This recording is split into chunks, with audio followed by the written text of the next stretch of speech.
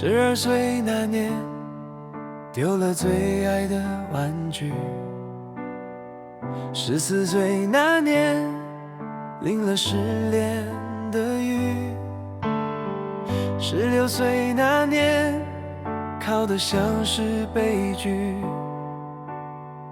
；18岁那年，病历写上忧郁。我们是不是逐渐忘了坚持的理由？我们是不是应该面对裂开的伤口？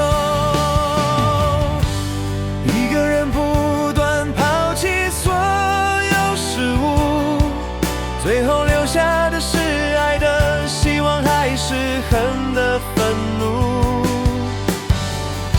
不知道答案便是幸福，或许不该认输，不退一步。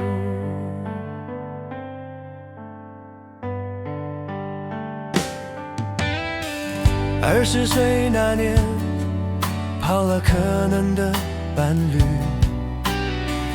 ；30岁那年，完成什么期许；40岁那年，可能失去情绪；50岁那年，已经说不下去。我们是否逐渐忘了坚持的理由？我们是不是应该面对裂开的伤口？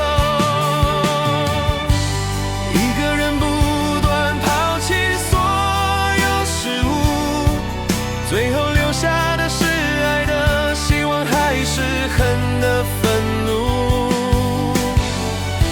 不知道答案便是幸福，或许不该认输，不退一步。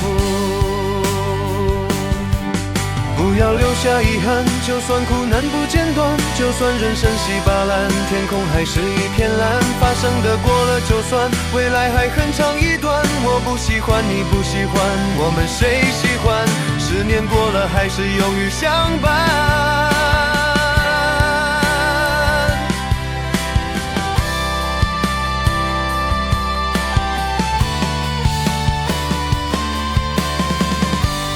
一个人不断抛弃所有事物，最后留下的是爱的希望，还是恨的愤怒？不知道答案便是幸福，或许不该认输，不退一步。